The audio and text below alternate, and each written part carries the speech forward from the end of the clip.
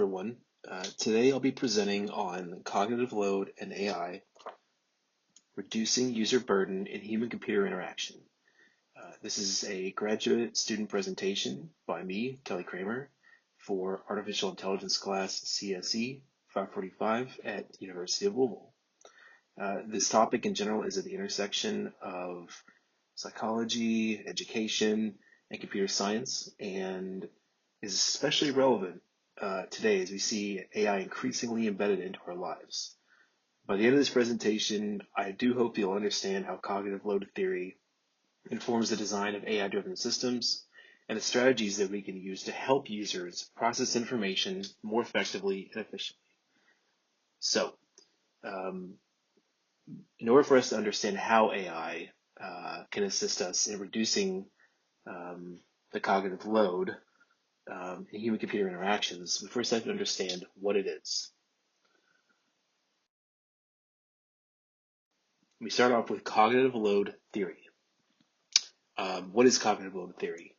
Well, basically, it's how the brain processes information within the context of learning. This is, pretty simple explanation, but it's pretty effective. Now, what is cognitive load? Cognitive load is it's the mental effort required to process information. Okay, so imagine for a second that your professor has assigned you a project on doing statistical analysis using Python. You're not really familiar with statistics that well, or maybe you're not a good programmer, you've never used Python before, so you've got a little bit of a challenge in front of you. Okay, and there are three types of load that you will encounter as you go through your project and you deliver, at the end of the project due date. So the first type of load is called intrinsic. This is also called task complexity. This is basically the inherent complexity of the task itself. So, for example, learning statistical analysis in Python involves complex calculations that require high mental effort. If you think about it, you've got really two challenges in front of you. If you're not familiar with statistics, that means you've got to go learn statistics in general, right? Whether it's from a textbook or something online, whatever. And if you're not familiar with Python, the programming language, now you have to figure out how to take those statistics, present them using a Python programming language, so completely different language than what you're used to, and then translate that into something meaningful that the end user can understand, which would be your professor, the TA, or whoever. Those are complex technical challenges, right? Not impossible, but challenging. And so it does require a high mental effort to do that. How are you going to study, right? How are you going to do the work? How are you going to learn? How are you going to be presented the information to complete this project? Well, that's where extraneous load comes into play. This is basically what it is. It's the information presented to you. So let's say for this project, you go off and go to like Udemy or Coursera, or maybe even a YouTube video, and you find one that, basically goes through, it's a whole tutorial on how to do statistics using Python. It shows you how to use like Matplotlib and, all those other modules and libraries and things like that to give meaning to your data. Well, depending on how the tutorial is set up and organized and presented, it could be a high extraneous effort, or it could be a low one, right? I mean, think about, if the tutorial is kind of disorganized and it kind of jumps around, or the presenter, maybe inserts a few too many jokes or something like that. They can get kind of annoying, right? That's all the extra junk, basically, that is, not part of like what the actual thing that is that you're trying to learn, which is statistics in Python, right? The last one, though, is called germane load. And that is basically the effort used for learning. So um, think of like after you've done the tutorial and you're trying to put all this stuff into practice.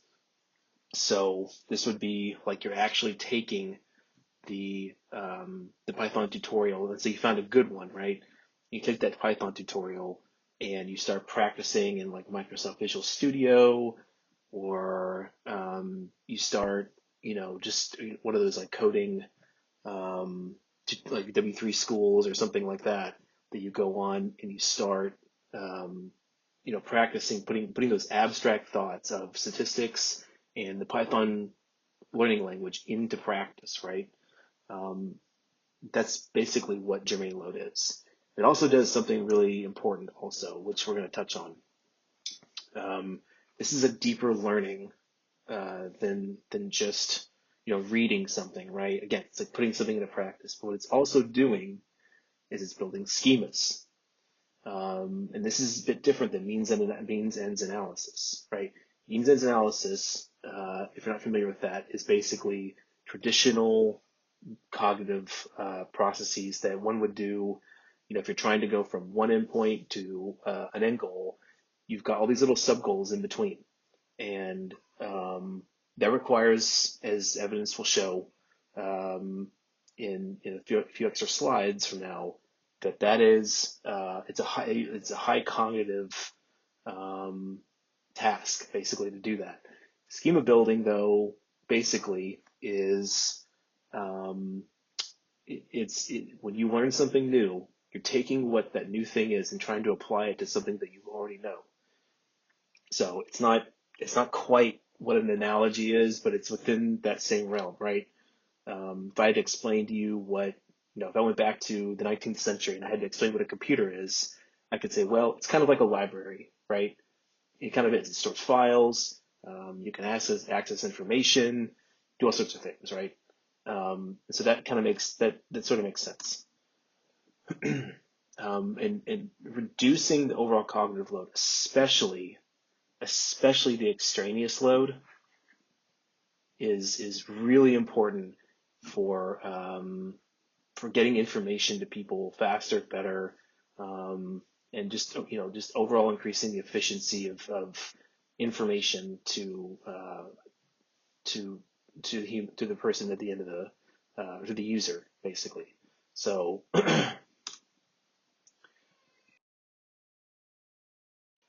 you can see here, like these are the different uh, loads basically that make up the whole cognitive load, right? And so again, the point is to take this extraneous load and reduce it as much as possible. This is basically everything that does not support learning, right?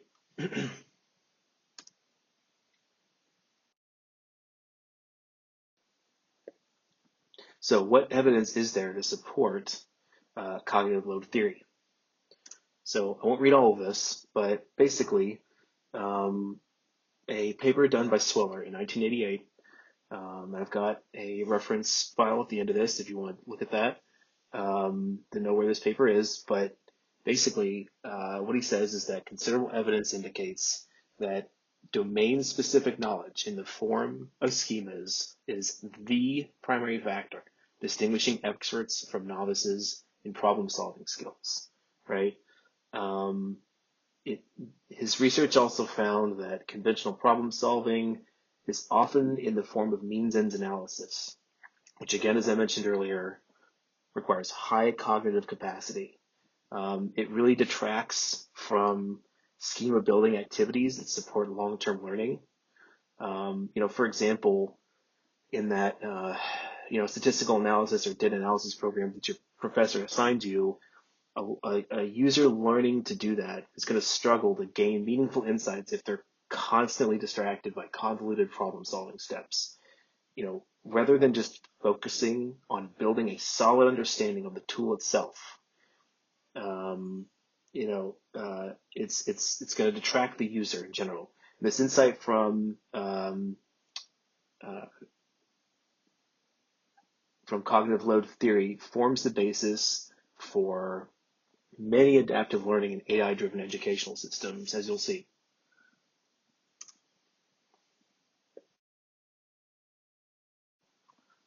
Now, there are some challenges in human-computer interaction that lead to cognitive overload. I'm sure some of these examples you're probably familiar with, right? So like poorly designed interfaces can overwhelm users. For example, cluttered screens, confusing navigation, right? I'm sure many of you all have been on to a website or used the software at work that is really not organized well, that was rushed, whatever. And it makes your job a lot more difficult. I know, for example, um, in my own life, in my own job that I have, that there was a software that we use that it automated some of the tasks, which really shortened the time frame to get some things done, but it over automated, and it really um, it took away a lot of user agency, which we'll get to in a little bit. But that it actually made things more difficult than what the old legacy software that we used to use was, which is based a little bit more like on a Windows filing system. Um, and so it's not just, and to further emphasize this point, really, it's not just about, being able to access files or, um, uh, you know, being able to send off an email with the right attachment, find the right information if somebody's asking you a question. You've got to go look for information, so you can explain, right, like what their standard operating procedures are of, the XYZ thing, whatever it is you're, you know, um, um, exchanging correspondence about. This can lead to, high cognitive load or overload can lead to injury and death for people, right? So, a few examples, like think of emergency room healthcare, right? That is a high stress, high cognitive load situation where people need information fast. They need to know the person's charts. They need to know, if they, maybe there's a medicine that they're allergic to or something like that. Being able to get information in quickly to the emergency room personnel is literally a life and death situation. Another example, aviation and pilot error. Think of like a cockpit in a plane, right? Think of all the knobs and switches, levers, lights, that they're in the cockpit. That is a high cognitive load area, and on top of that, you have the responsibility of transporting, hundreds of people in a plane. All of their lives are in your hands, right? That is a very high cognitive load, loaded situation. And having a cockpit, I'm sure there's algorithms. I'm not exactly sure it works, but having a computer in there that can focus your attention on the most pressing, issue, if there is one that pops up in the plane, is way more important, right? So like think of landing gear isn't down, that's you're getting ready to land. That's a high that's a high priority issue versus maybe there's a light out or something like that, or one of the wings, the taillight's out, right? Very, the landing gear is obviously the most important. Being able to take attention away from the light towards the landing gear is literally another life or death situation. Another one would be natural disasters and first responders. Think of what happened in North Carolina with Hurricane Helene. Think of all of the priorities that the first responders had to focus on, right? Like, maybe there's somebody trapped on top of a car or floating down the river on their house. That's the number one priority before dispensing, clearing, a road or something like that with chainsaws and stuff because some trees fell over. That victim that's trapped in rising water is a first priority right now. So this is where AI comes in, though. Okay, this is how AI can reduce our cognitive load in human-computer interactions. AI is really good, and it's going to get better at automating simple tasks, right? All those repetitive simple tasks, it's gonna reduce those small little friction points, is what I call them sometimes, of user interactions that, like, searching for a file or something like that, right? Think of how much faster your job could be if you had an AI assistant that you could just ask it to find relevant information, whether it's in your, email, Outlook, um, or it's listed on your desktop, or in the OneDrive or something like that. That's it could really save a lot of time, and that just reduces more friction, and reduces the overall cognitive load. Personalized interfaces that adapt to user preferences. Um, think about an AI that sort of knows like what your general schedule is at work. Like maybe you check your emails at a certain time. Or maybe this one person sort of emails you at, usually towards like the end of the day about questions because that's what their schedule is. And so it kind of learns like what the types of questions that the person asks you. And so now it has something ready for you, and where you can respond quickly instead of having to search for something. And again, AI can reduce extraneous loads, which is, again, that's the junk, by streamlining all these workflows and improving how the information is presented, not just to you, but by the person that you are trying to provide information to as well.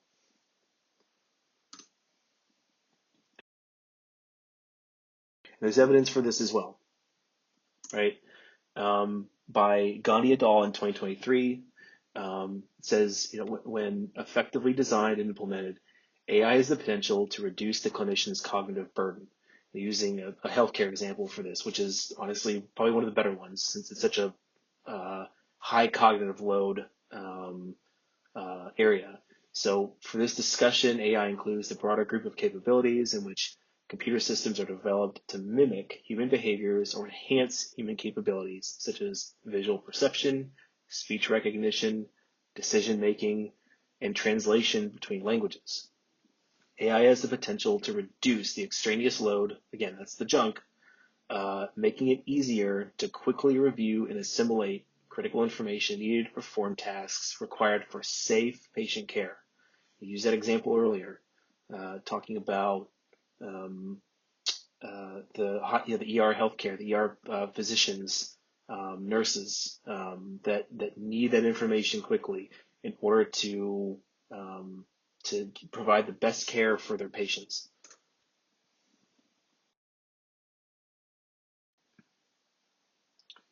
So examples of AI in human-computer interaction include, and these are products that are already out there. Some have been out there for a little bit longer, but one will include Google Smart Compose, that predicts text, which reduces typing effort. Um, Sometimes it really does help, if it's sort of, because I've used this before too, where it's predicting sort of like what I'm going to say next. Sometimes it really helps, honestly, because I can't think of the right word to say, and it sort of knows what I'm going to say, and it makes things a lot faster. Netflix's adaptive recommendations based on user behavior. This one is sort of 50-50. Sometimes, some people like this one, some people don't. I can certainly understand how people would prefer if Netflix didn't just give you everything that you've already watched again, right? Because you want to expose yourself. You're a more open person, right, to experiences. So you want to explore other things that might be of interest to you. But that would be another example of AI in human-computer interaction. Healthcare, again, natural language processing tools parse medical records with streamlines workflows. I mean, think about how complicated healthcare is. Think about the complexities of it, and think how much more efficient it would be if you can parse through all these medical records, streamline these workflows. You're talking about a massive reduction in just a lot of, junk again in healthcare, and create far more efficient healthcare system, at least. whether you like that or, whether you're a fan of our healthcare system or not. But another great example would be Tesla's autopilot, right? Uh, you know, in assisting drivers with lane keeping, parking, collision warning, that could be a life or death situation, letting you know, hey, there's a person that's in your lane or in the next lane over, don't pull over. Um, Making sure that, the parking cameras, there isn't someone behind you, they're not seeing like a small child or an animal. Um, and some of the collision warning stuff has gotten really advanced, especially in Teslas. So these are all these are all solid examples, I think, of AI and human computer interaction that work pretty well.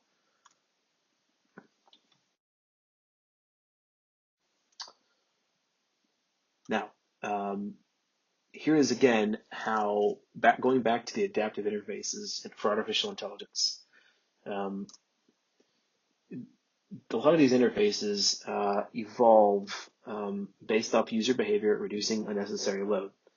AI-driven adaptive interfaces respond to user behavior, minimizing unnecessary cognitive load by tailoring interactions to each individual. So, for instance, AI-based learning platforms can adjust the difficulty levels or content types according to a user's progress, reducing cognitive load by meeting learners where they are. That's schema building, right? It's adapting itself to you personally. Adaptive adaptive educational interfaces have a, really kind of a really profound effect on student performance. Um, some of the challenges, though, which are there, include privacy over personalization. So, for example, AI-based social media content that acts as an echo chamber.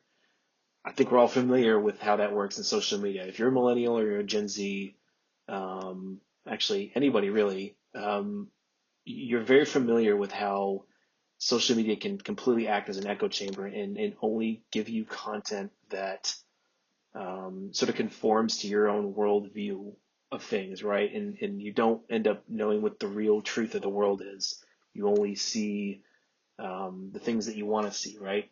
That's a real challenge, and it's completely understandable why that's something that people are really cautious of, or at least they should be if they're not.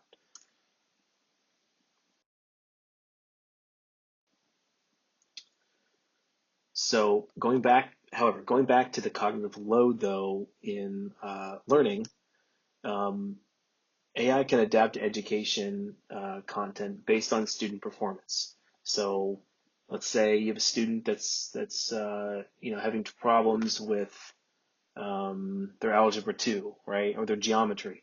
But it's just that one little area. It's like this one little area of algebra that they're having problems with.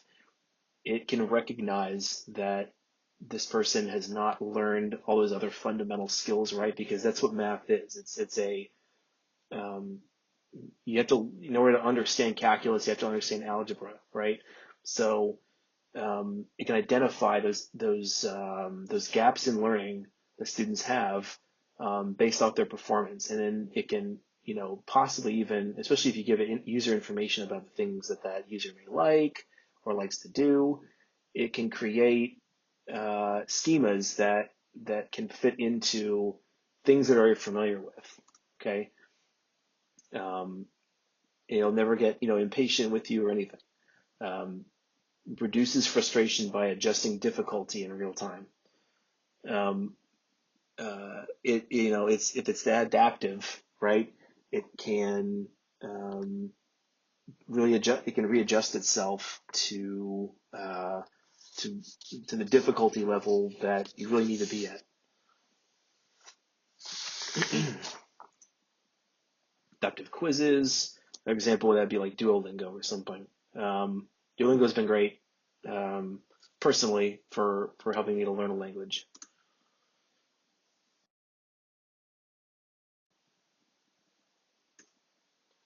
So what evidence is there to support this again? Um, and I might be butchering his name, so I apologize, but Brusilovsky of 2001 stated that adaptive hypermedia systems build a model of the goals, preferences, and knowledge of each individual user and use this model throughout the interaction with the user in order to adapt to the needs of that user. Again, he writes, adaptive educational hypermedia systems are web-based systems designed to cater to individual learning needs by tailoring information presentation based on the user's existing knowledge and learning goals, thereby aiming to reduce cognitive load. I don't know if any of you all have ever tried Khan Academy before, or its AI, which is Khanmigo, but those have honestly been pretty great. They've helped me understand some topics that that I wasn't that familiar with, all the way up to graduate level. And so this it wasn't around back in 2001, but that's kind of what they're aiming for there.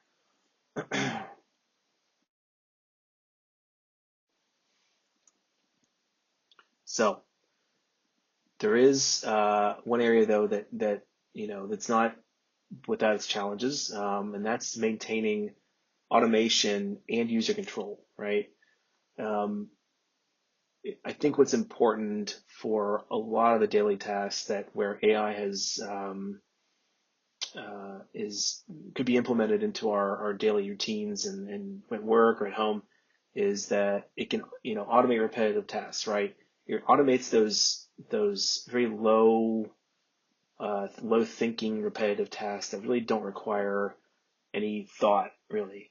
That can make us people, I guess, at their jobs more efficient. However, an over automation can lead to a lack of user agency. So the example that I used earlier um, of a software that I use at work it has been really frustrating for a lot of people because it led to it automated some of the simple tasks, right? So like it automated some of the um, correspondence exchange on Outlook so that I already knew that so and so approved of this. They've already provided a lot of the information that I used to have to send as an email, which has shortened the time frame for those things, right? It used to take weeks, and then it's 2 weeks before. Now it only takes maybe a few days at most.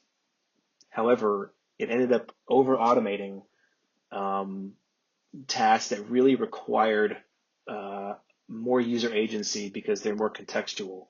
There was more nuance to them, and it's created a lot of frustration. Now, they're working on fixing it, but this is the difference between customizable dashboards, which would be something like more user agency versus algorithm-driven content feeds, which is that over automation, um, you know, narrow box thinking, or trying to fit everything into this one box of information um, that ends up being automated, but it just causes a lot of frustration in the end. So what evidence is there for why that's important? This is by Binns in 2018.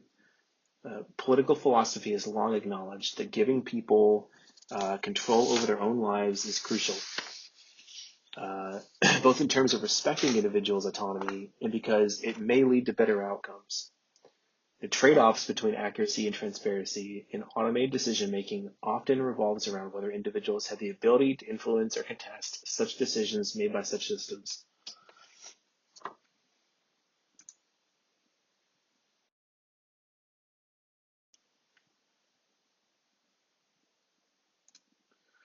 There are ethical considerations. Again, that just to back this up, there are ethical considerations to consider for automation versus user agency, right?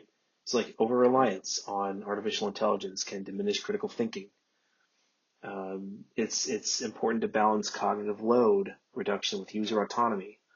Um, and ethical questions on privacy and decision-making control. These are all, strong ethical considerations when you're talking about, um, the difference between, user agency and autonomy.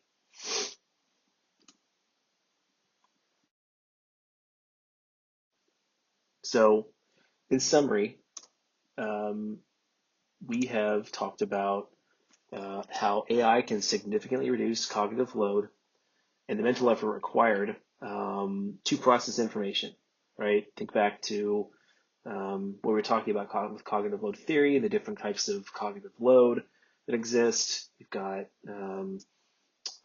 intrinsic, extraneous, and germane. You've got balancing, we talked about how balancing automation with user control is key to creating systems that really that actually reduce the cognitive load instead of adding to it. And even more, and we also talked about how there's even future trends that are just right around the corner that include more intuitive, adaptive systems that just enhance the overall user experience and reduce the cognitive load overall. So I hope you enjoyed this presentation. Again, here's the reference slide for this presentation, and I hope you learned something from this presentation on cognitive load and how we can reduce that through human-computer interaction. Thanks.